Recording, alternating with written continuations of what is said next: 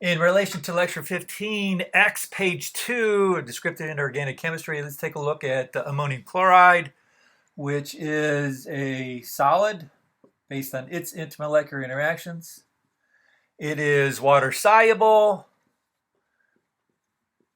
So the first part of the solubility process is the dissolution, which we call dissolution, where the solid becomes aquated, surrounded by 4 to 6 water molecules based on intermolecular reactions, i.e. ion, dipole, electrostatic interactions.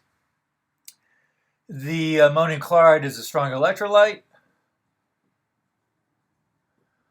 All ammonium salts, all common ammonium salts are considered water soluble and strong electrolytes. So then our model for our dissociation process of the solubility process involves the assumed complete dissociation into the polyatomic ammonium ion, aqueous, plus the chloride ion, aqueous. Then we have to consider these two species, which one contributes to the acidity? Well, it's obviously not hydrogen ion present.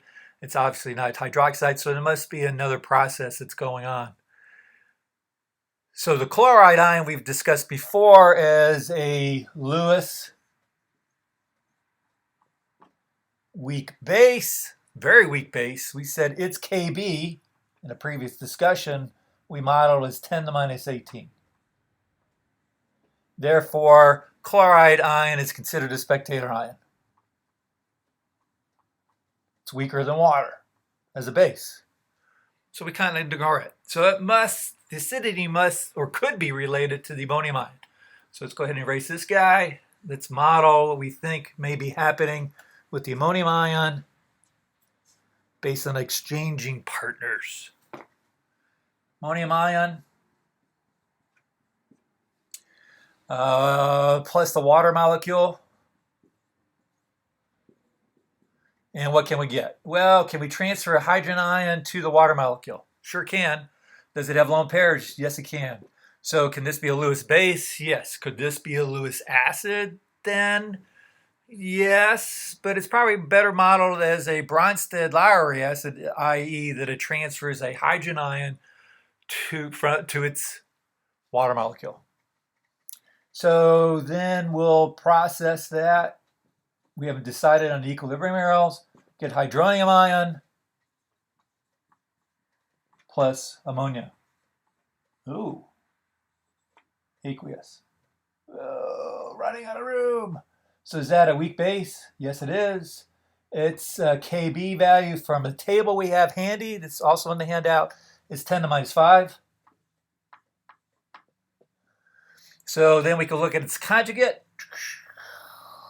based on the Bronsted-Lowry definition of acid base. Some of these ideas are interchangeable. Some of them actually interlac or overlap, which is pretty good. So the question is then, what's my Ka? This acts like an acid, so I'm looking for the Ka for ammonium ion. Can I multiply it by the Kb for ammonia? Since they're conjugates, does that equal my Kw?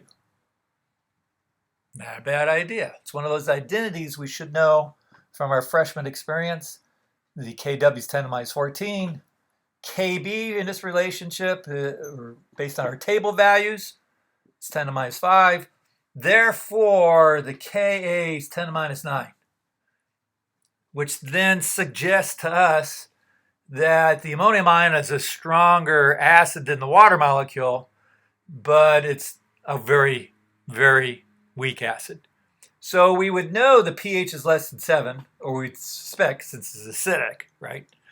And we might suspect the pH, if we did some calculations, the pH range may be 5 to 6. Slightly acidic, below 7. The other thing we should realize is that in name dropping, the ammonium chloride fits a pattern where if we recognize it as a salt of a weak base, salt, weak base being ammonia, the salt is the ammonium chloride species, but we're really focused on that. So if you have salts of weak bases, we're going to suspect that their pHs are less than 7. We could do thermodynamic calculations. We could, based on decays, based on the concentrations, etc., etc. So we'll stop there.